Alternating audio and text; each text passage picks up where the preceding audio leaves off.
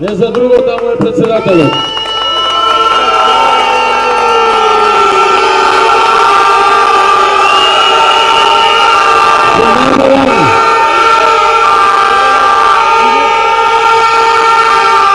Се надевам дека вие таму ќе размените со колегите околу еластичност на кишо и попуштање пред притисок од надвор. Има една, одамна ја знам, стара албанска поговорка, вика вака: ако држиш орел за пердух и жена за збор, може да се каже дека не држиш ништо.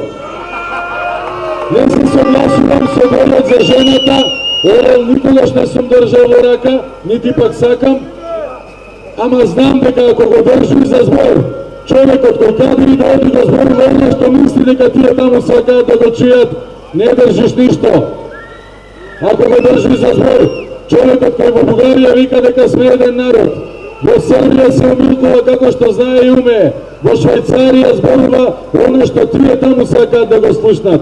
Може да кажеш дека не држиш ништо, без оглед на сите пишани гаранции кои би дошле од него. Затоа порачуваме, председател Иванов, знаеме дека имате некои работи кои по службена должност морате да ги обавите. Исто како што и службен вестник мораше да објави една класификата од бука по службена должност. Меѓутоа, водете сметка за зачувување на суверенитетот на Република Македонија и за унитарноста на оваа земја.